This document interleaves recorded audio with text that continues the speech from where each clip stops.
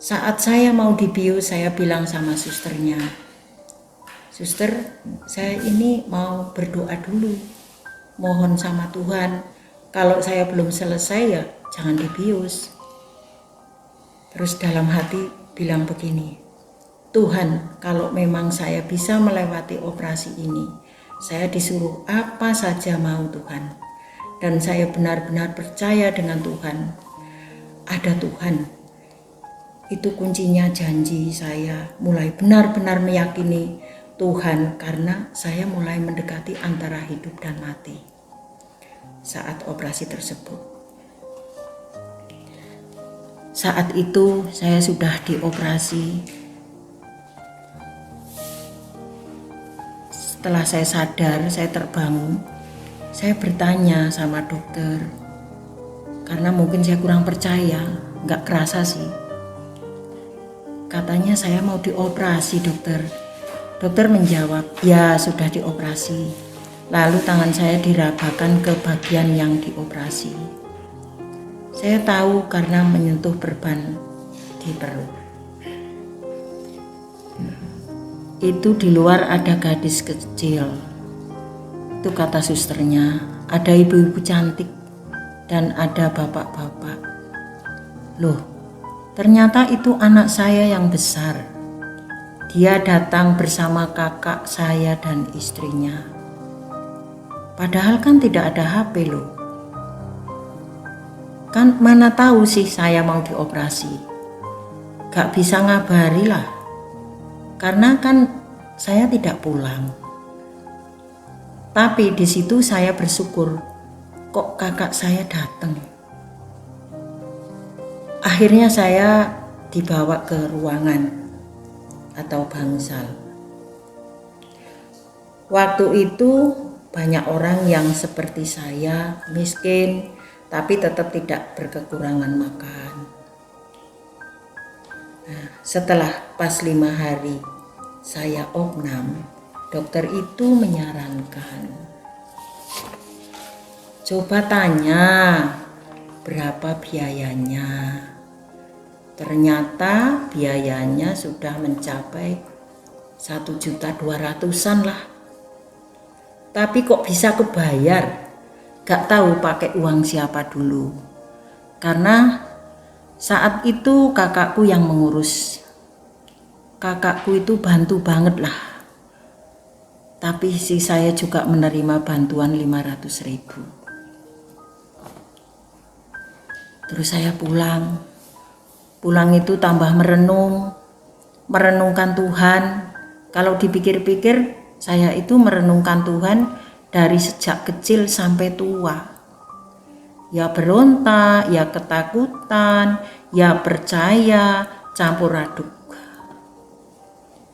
Nah, mungkin sekitar sebulan sesudah operasi, saya harus melihat hasil operasi sambil menunggu panggilan. Saya duduk di bangku, lalu adalah seorang pemuda pakai motor berhenti di lokasi rumah sakit itu. Kok saya melihat itu saya pingsan, terkapar seperti orang tidur, Terus sama suami saya dibangunin, ditanya, "Kenapa? Apa lapar?" Lapar ya iya, tapi saya lihat pemuda itu loh. Pemuda itu kok saya tertidur. Suami saya bilang, "Itu waktu kamu operasi darahnya dia.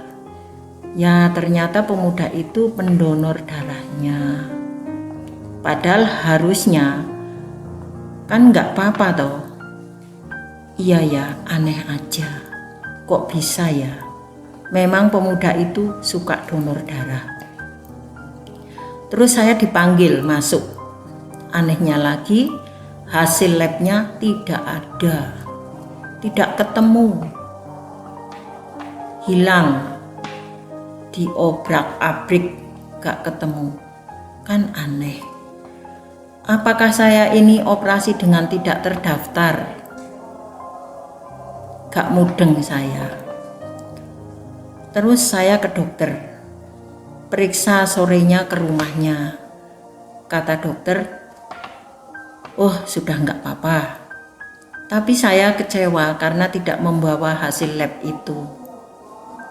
Tapi dipikir-pikir setelah saya tua, kebetulan anak saya yang kedua masuk ke bidang kesehatan, kok dia ngomong begini.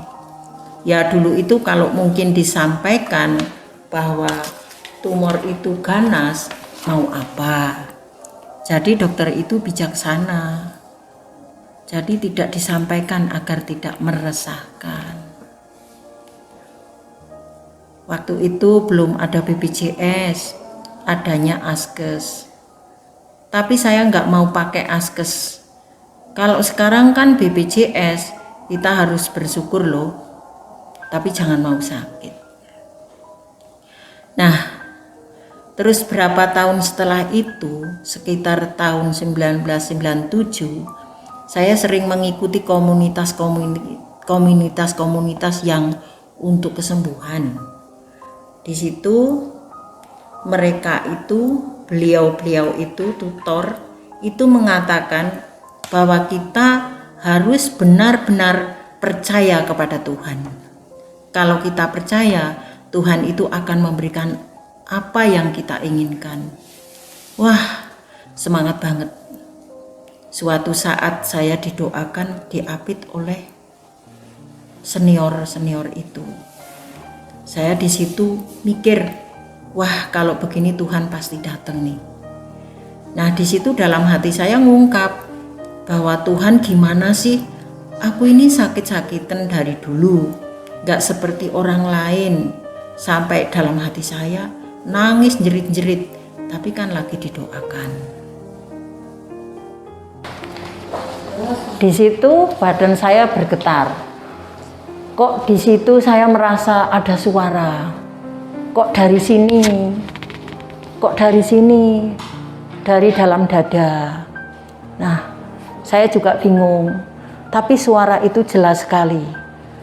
Suara itu begini, kamu ini tidak takut dengan Tuhan, tapi takut mati.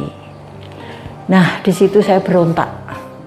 Loh, saya ini kan, tapi dalam hati, saya sudah berdoa loh 6 tahun lebih. Dan doa itu rutin. Saya berdoa kepada Tuhan, saya ingin sehat dan sebagainya.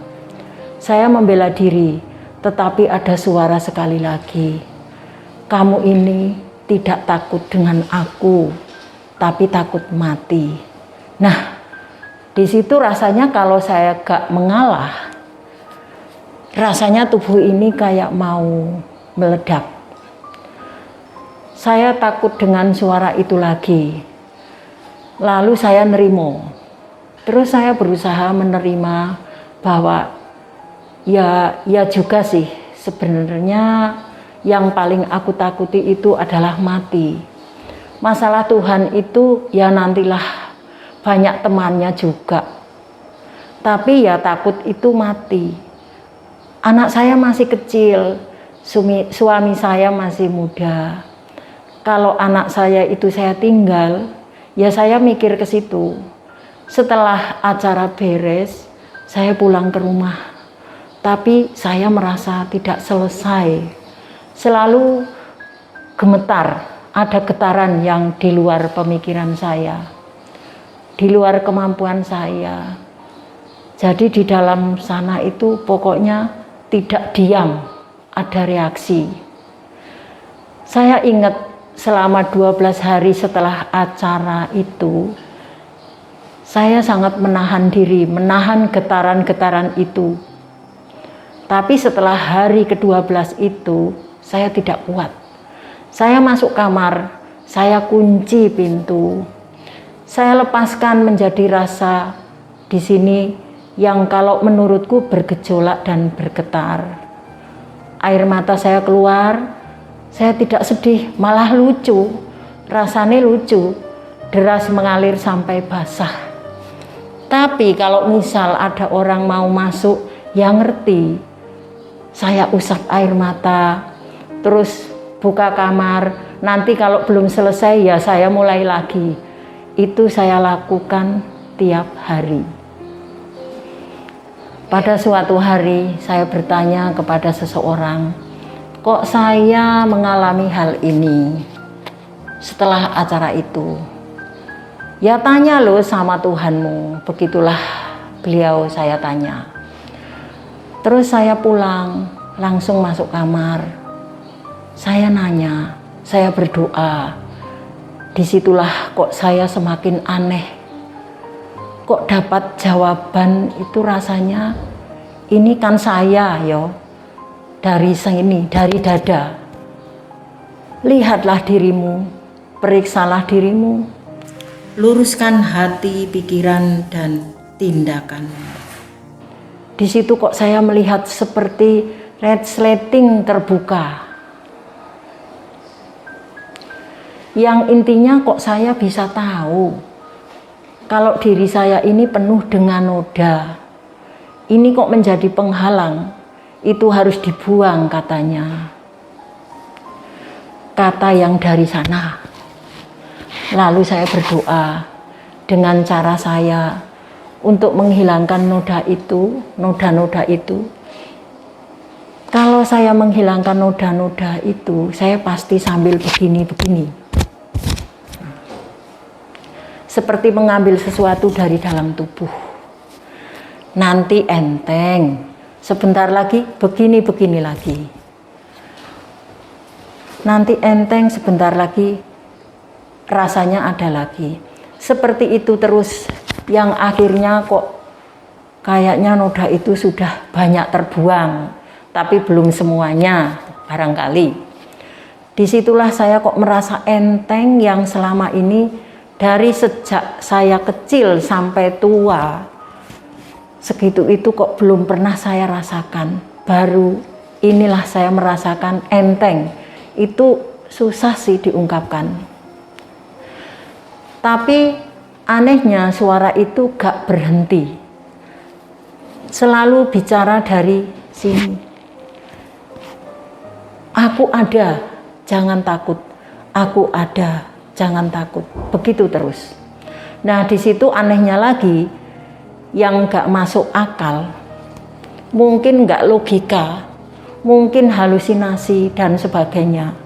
Kalau kata orang, kok saya bisa melihat sesuatu yang selama ini gak bisa.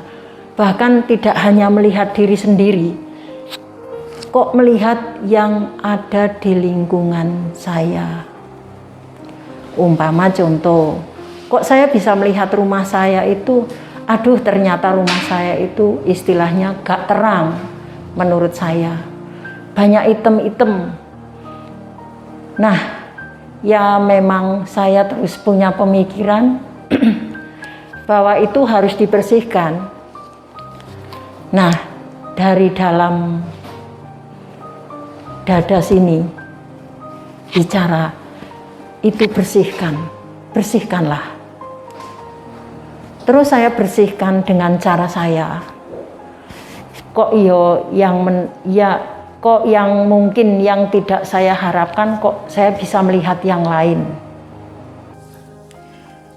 Nah, karena saking lugunya saya cerita, akhirnya banyak yang mungkin ada beberapa orang datang bertanya tentang banyak hal. Tapi kan tidak semuanya saya ketahui. Nah, dari situlah mungkin dari orang banyak itu pastinya ada yang cerita kemana-mana. Lalu saya dengar sih, mereka mengatakan bahwa oh itu pengen jadi dukun, dukun tiban, pengen terkenal. Itu halusinasi, itu sesat. Ya, yang semacam itulah, yang model-model seperti itu. Dan disitulah dari ucapan-ucapan mereka itu saya ngedon. Saya sakit hati. Saya sakit banget. Saya kepingin mundur. Saya kepingin nggak lihat apa-apa. Yang penting sembuh. Saya mangkel sama Tuhan. Saya berontak. Terus saya masuk kamar. Saya ngomong sama Tuhan, maksudnya begini, saya kan nggak kepingin ini semua, saya ini hanya kepingin sembuh. Ya, saya merasa sudah sembuh, walaupun rasa sakit masih ada, tapi badan terasa enteng. Sepertinya beban itu lepas. Itu saya sudah seneng banget. Tapi kenapa aku kok jadi begini? Jadi bisa melihat yang lain. Disitulah di dalam dada ini berontak. Aneh kan? Siapa yang ngomong? Saya nggak tahu. Bunyinya itu jangan takut, aku ada. Ketika saya dengarkan itu ya reda, ayem. Tapi nanti bergejolak lagi, takut lagi. Sebenarnya males dikatakan orang yang nggak beres gitu. Malu kan? Ya malu, ya risih. Bahkan pernah dari pihak para senior itu mengatakan bahwa orang belum diberikan kok sudah diambil. Ngambil apanya? Saya nggak ngerti, saya nggak merasa ngambil. Yang intinya itu apa sih? Mendahului. Saya bingung, malah tambah bingung. Loh, aku mendahului itu ngambil di mana? Saya nggak merasa ngambil, kok ada? Selalu di situ bunyinya kok tetap dari dada itu, jangan takut, percayalah kepadaku, aku ada. Terus seperti itu sampai sekarang. Sekarang sudah semakin tua, masa takut? Sekarang memang saya mungkin sudah kebal ya. Sudah lama sih, sekitar 20 tahun lebih mengalami seperti ini. Kalau nggak salah mungkin mulai tahun 1997 sampai sekarang ini. Ketakutan itu udah nggak ada. Bahkan kalau saya berhenti itu nggak kuat.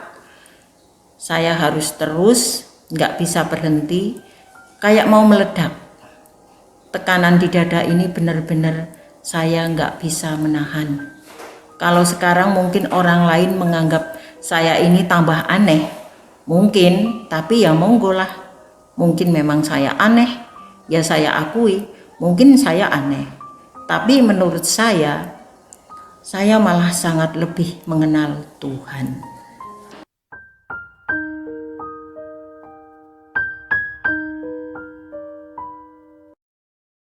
Saya merasa jawaban-jawaban yang saya dapatkan sampai saat ini tidak salah.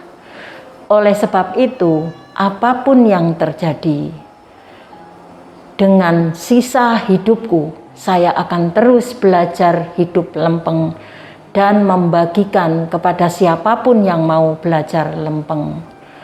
Karena dengan hidup lempeng menyehatkan jiwa dan raga.